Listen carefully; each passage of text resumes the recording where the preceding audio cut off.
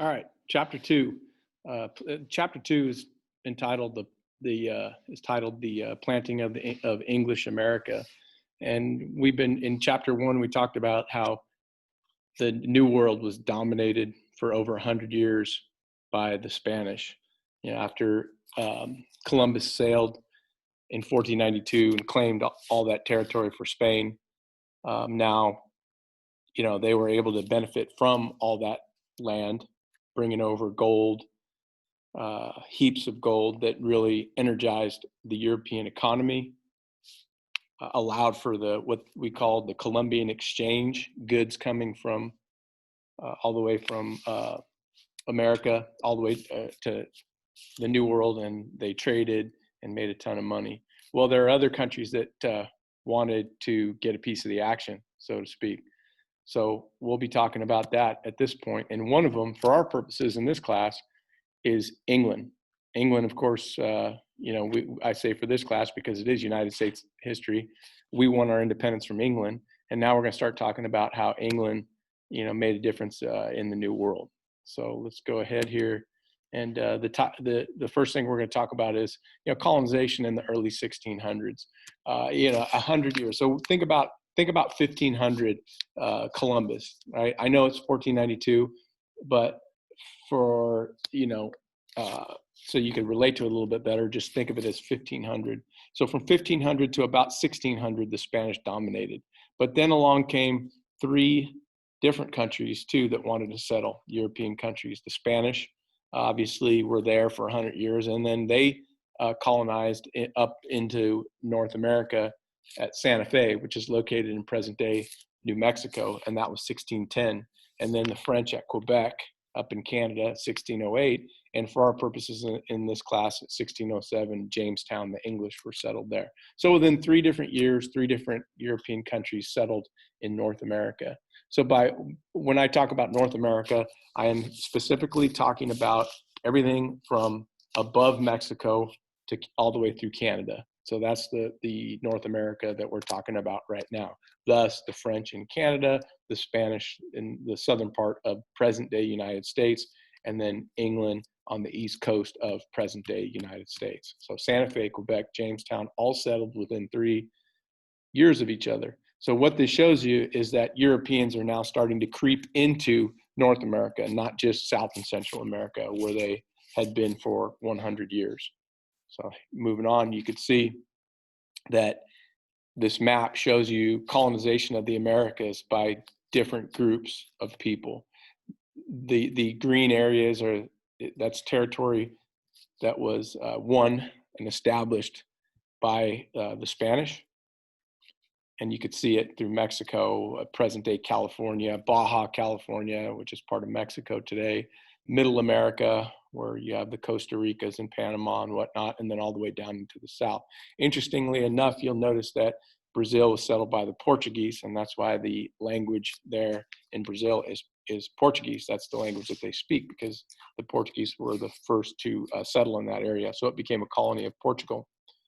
And then you also see the French up in Canada, and then the Brit for our purposes, and again in this class, the British, English settling on the east coast of the United States. You could see that small strip along the east coast as well as up into above in the Canada area.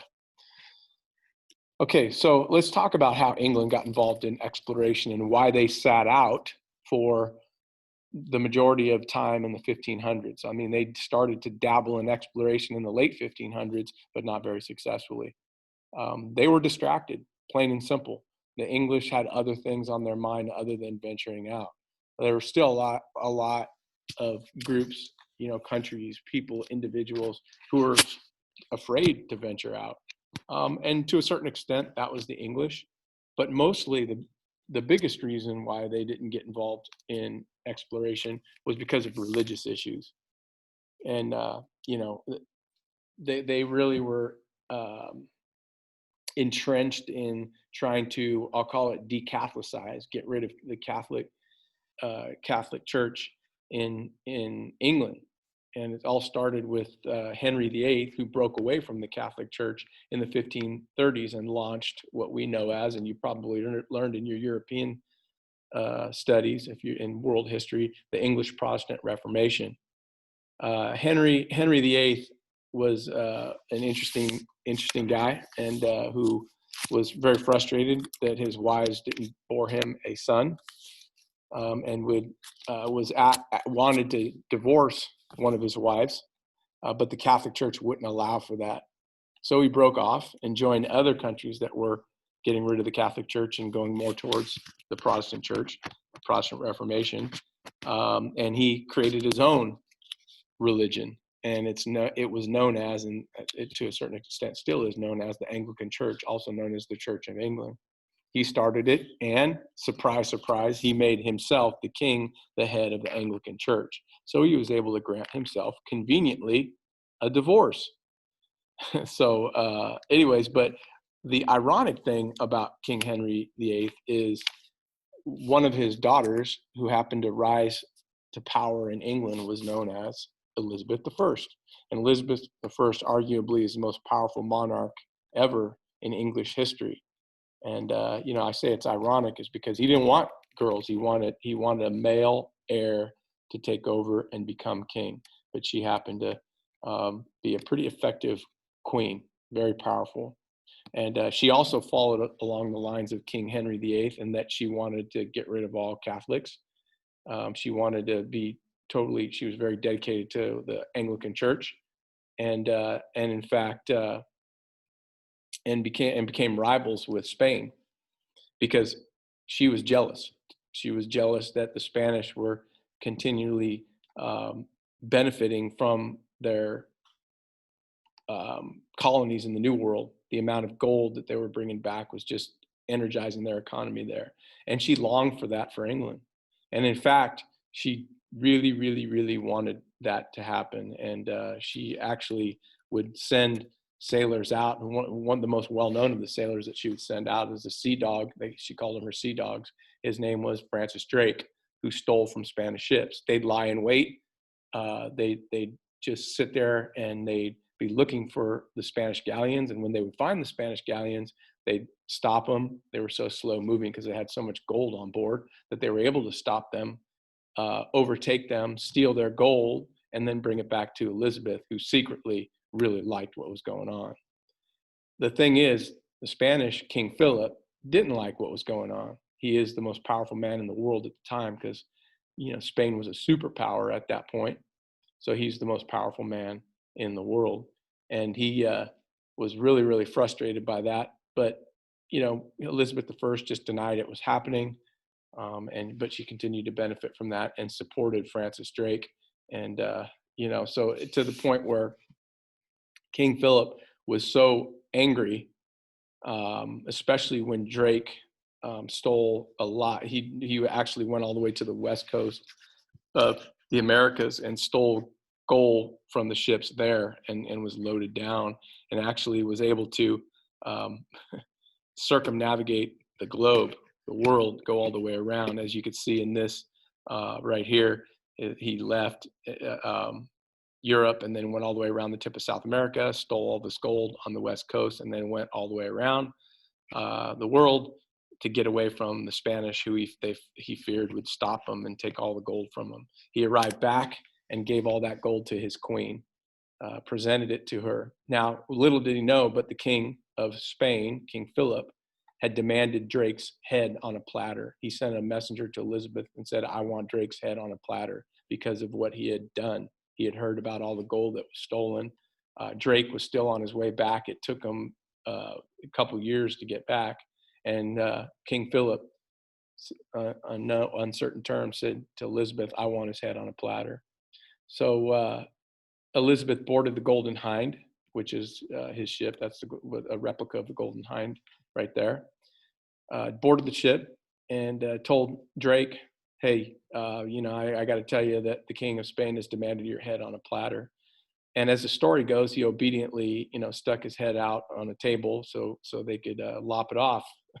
And the Queen then took a sword and touched him on the shoulder and made him Sir Francis Drake. He made him a knight, knighted Francis Drake, and told him how appreciative she was about everything that he had done. And obviously, Drake was able to keep his head.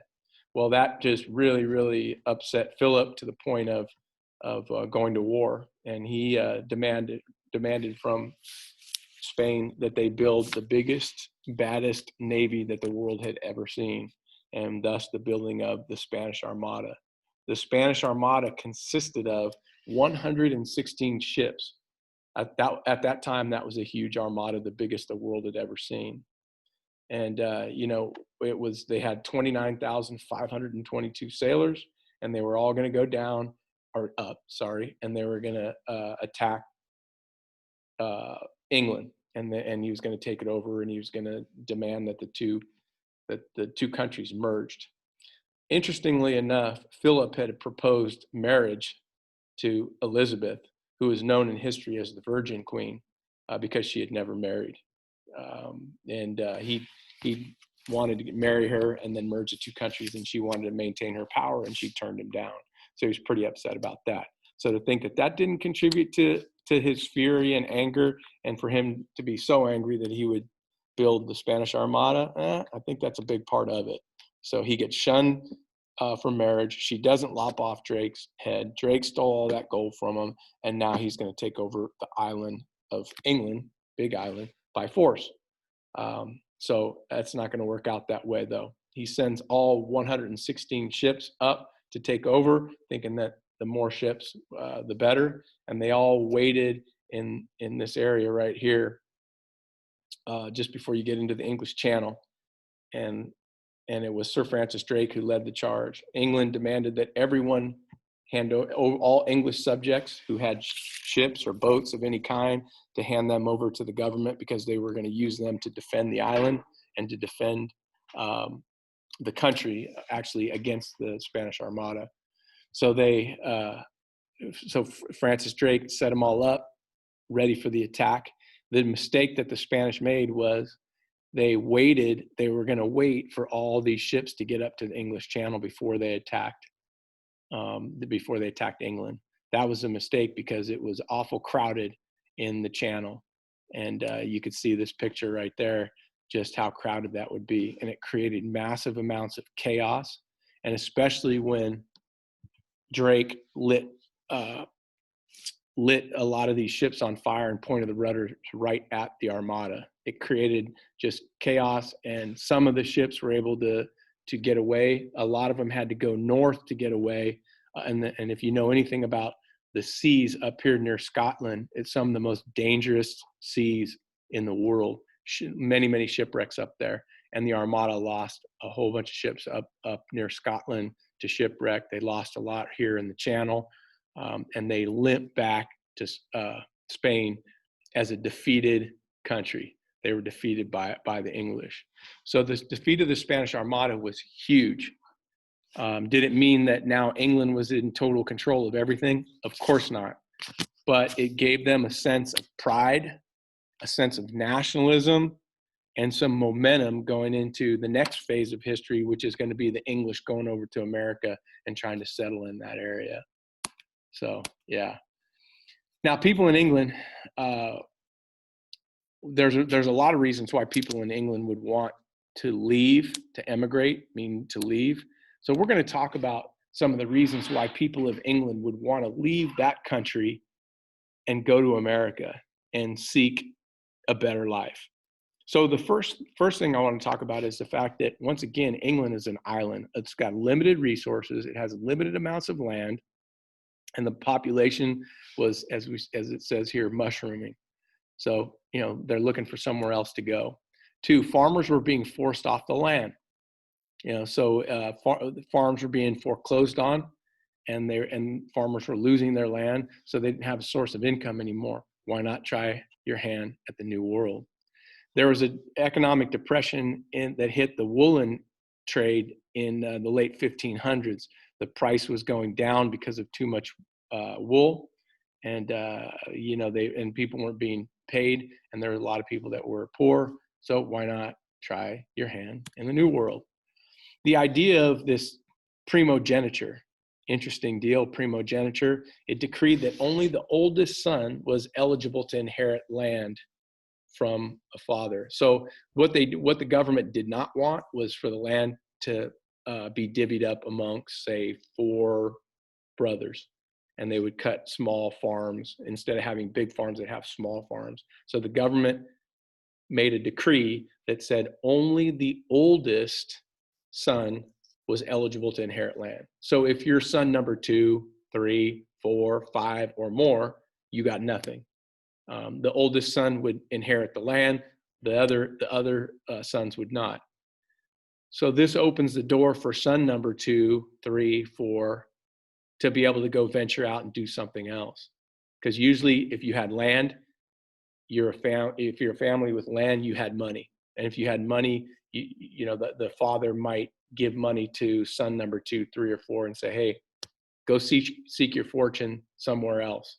So many of them would buy ships and hire people to go on the ships and then maybe go mine for gold or go plant tobacco. So a lot of the people who went to America were second, third, fourth born that had nothing there for them in England. So they needed to go to the New World. So primogeniture, the decree by England that said only the oldest could inherit property, went a long way in getting people to go over to the New World.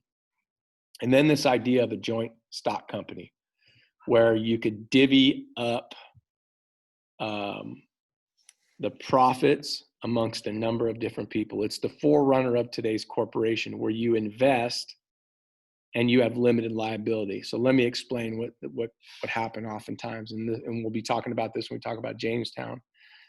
A group of people, let's say 50 people got together and they each put $1,000 in. That's $50,000. And they would buy a ship, they'd hire men to go over and mine for gold. And then they'd make an agreement that we'll split the gold 50 ways. So it's limited liability. I'm only throwing in $1,000, but I can get a lot of profit possibly. Now the ship could go down, could sink, everybody dies. So you lose your $1,000, but you don't lose the entire $50,000. It's spread out amongst a number of people. They're investors. So provide limited liability, but also offers the opportunity of making a lot of money. And that joint stock companies were created to go mine for gold, and then later on tobacco. So that paved the way for more people from England to come to America. And then 6 would be one thing that we just talked about, was the confidence that was garnered from the defeat of the Spanish Armada. The English came together, they defeated the heated, dreaded Spanish Navy that everybody thought was invincible. And and someone came out and someone beat them. So that was pretty big, and that allowed more people to go venture out. And again, for this class, that's what we're looking at, right? We're looking at the English settling. So let's talk about early English colonization. There was some attempts that were unsuccessful. One of them being Sir Humphrey Gilbert, who attempted to settle in what they called Newfoundland. That's what they called it, the New World. It was a charter that was given to him. A charter means it's permission to settle by the king.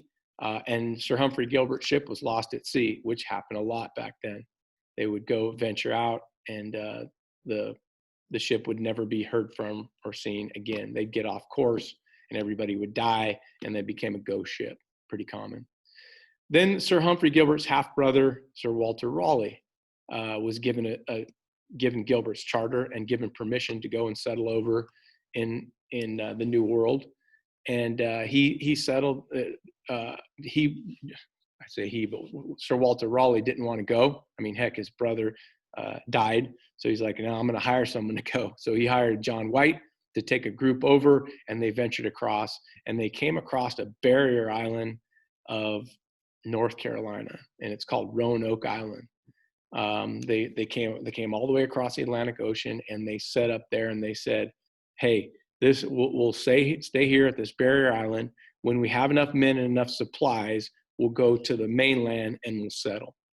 John White wanted to make sure that they were fully prepared to go to the mainland. They knew that there was a possibility of Native American attack, so they wanted to have enough weapons. They wanted to be able to have enough food to survive. So John White made the decision to go back to England and go load up his ship with more supplies, giving him a better chance to succeed once they went from Roanoke Island onto the mainland. He turned around and went back. He left his family, including his daughter, who had the first English child born in the New World. Her name was Virginia Dare. It was his daughter's child. And he went back to England. And at that time, the English government was confiscating everyone's ship to fight the Spanish Armada. John White had his ship confiscated by the English government, and he did not get it back for 3 years. So he sat there for 3 years, desperate to get back to Roanoke Island to see his family and the rest of the settlers that were there waiting for him. And when he finally did get his ship back, he loaded it with all the necessary items, including weapons and food, and he sailed back to Roanoke Island. When he got to Roanoke Island, he found nothing. There was no one there. It was like no one had ever been there before.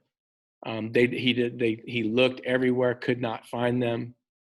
And it's still a mystery in history as to what happened to the colonists at Roanoke Island. The only clue was carved into a tree was the word, not even a word, Croatoan, Croatoan. They think maybe that's a tribe on the mainland. They don't know if they starved to death, drought, couldn't grow crops.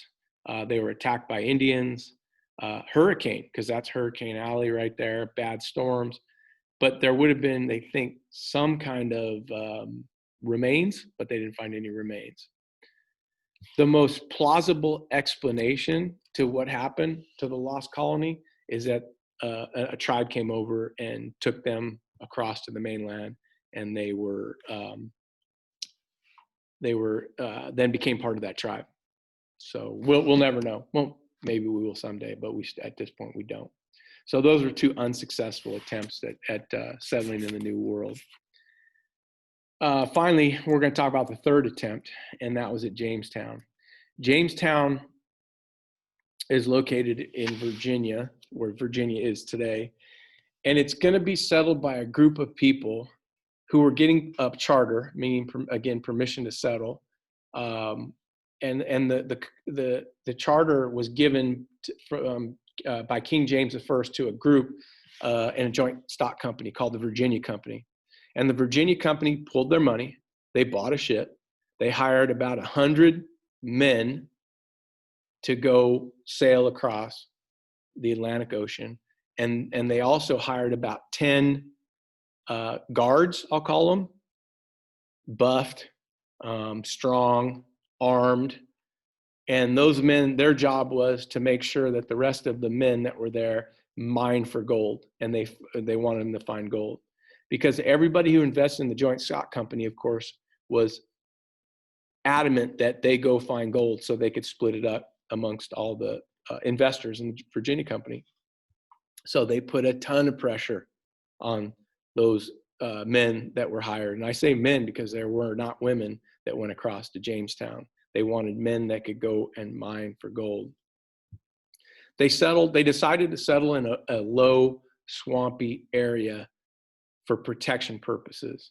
And I'll show you a map here, not that one. Let me get ahead a little bit. This map right here, or this picture, this sketch, shows you where they settled. The value of settling in a place like that that's almost totally surrounded by water, it's like a little peninsula, is for the purpose of defense.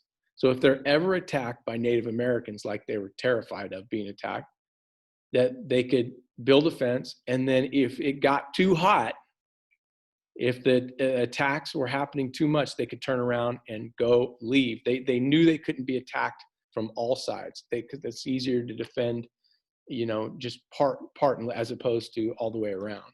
And they could, if things got too bad, they could jump on their ship and get the heck out of there. So they settled for those purposes in this low, swampy area. Now, again, the problem with that, the problem that they ran into is that area right there has a lot of stagnant water, which, as you know, breeds mosquitoes, and mosquitoes were carriers of malaria, yellow fever. So people were dying, and they didn't know why they were dying. the water, they would get this really, really high fever. They would turn yellow because it would attack their liver and they become jaundiced. And then they would get that high fever would kill them, and they die off. So Indian attack was a problem. The fact that they were just sitting there and not doing anything other than mining for gold. At first, they didn't even build shelter. They were living out in the woods. So, and then the cold came. They didn't know that it was going to be cold. Even in Virginia, in the wintertime, it gets really cold. And at night, it gets cold. And they didn't have that shelter because all they cared about was digging for gold, because that's what the guards were telling them they had to do. They were desperate to find gold. What they don't know and understand is there's no gold there. Right? There's no gold. You need the hills and the mountains and the rivers and whatnot to scour away at mountainsides to have the gold go into the river so they could go find it. They don't have that there. They're digging the holes looking for gold that doesn't exist. And they're dying in alarming rates. So you can see here in this map, Jamestown is located right here in this area. So this is swampy land right there with tons of mosquitoes.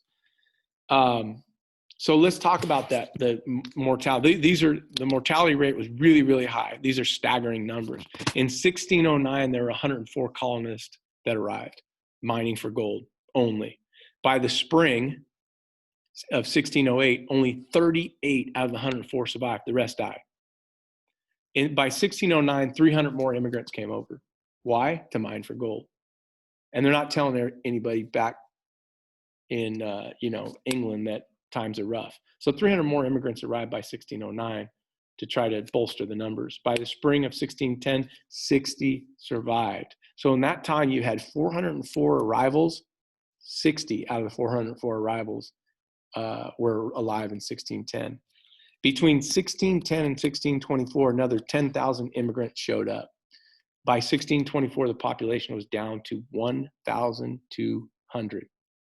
The chance of death for you if you were to go to Jamestown, extremely high, extremely high. The adult life expectancy was 40 years old. Death of children before age 5, 80%. 80% of the kids that were born there died. Now, how would kids be born if it was mostly all dudes? Well, as time went on, they started to bring more women, and then some of the intermingling of some of the tribes with the settlers also. And most of the time it was by force too, because they didn't get along very well with the local Indians. They were actually stealing their food.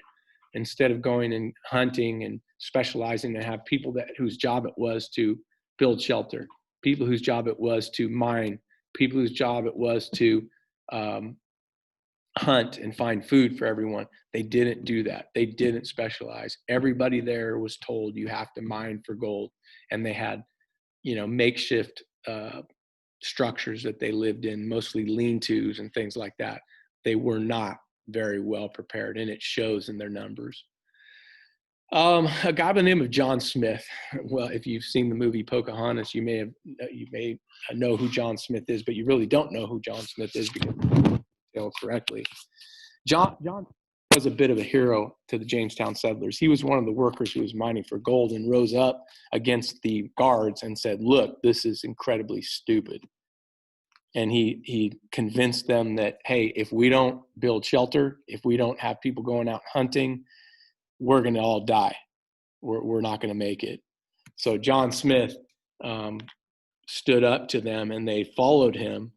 But then, unfortunately, John Smith was out hunting and had some gunpowder that blew up on his arm, and he was forced to go back to England to get treatment. And once he left, things went downhill again. So he had some good leadership there for a while, but it didn't last. What eventually saves Jamestown, their saving grace, what makes them successful, is a guy by the name of John Rolfe comes over from England and says, "Look, I've got this plant right here, and if you plant it and it grows, England will want it." And the plant was tobacco. Tobacco was in high demand in England, all over Europe, and they knew that John Rolfe told them that if you plant this and it grows, and you will be successful. And once they planted it, it grew, and it grew really well. And that's how Jamestown became successful. They would have, you could see this river in the background, a slow moving meandering river. That's the James River. This is Jamestown, right? You could see right there at the peninsula. They would have, later on when they'd start growing tobacco, they'd have these plantations all up and down this navigable river. And I say navigable because that means that ships could go up this river. It's slow moving, and they could go off to and they could stop off at one of the plantations, load up the tobacco, and bring them goods that they wanted from England. So really, that's how Jamestown became successful, is they had tobacco plantations, and then they traded with England, and next thing you know, they became a thriving community. But it took them a long time to become successful. Here's some pictures. If you're ever to go to Jamestown, I had the opportunity years ago to go and saw this. And this is later on when they started building shelters and whatnot. This is what they look like. And here's, if you're familiar with the Disney version of Pocahontas, there you have it there. That's John Smith and Pocahontas. Really, John Smith and Pocahontas didn't have a thing. Actually, Pocahontas married John Rolfe, the one who brought tobacco to the settlers. They ended up getting married. He brought her back to England, and where she died of a disease quickly after arriving. So, kind of a tragic ending for Pocahontas. But this whole thing with John Smith never really existed. Not that they didn't have like a romantic relationship or anything like that. She did save him. He was kind of the face of, if you will, the Jamestown settlers, and he was captured by the local Powhatan Indians. Pocahontas was a Powhatan Indian, and her father was the chief. They set this all up. They were going to burn him at the stake to prove a point. The Powhatans were, that don't steal our food. They really didn't intend to burn him at the stake, but they set this up kind of as a ruse.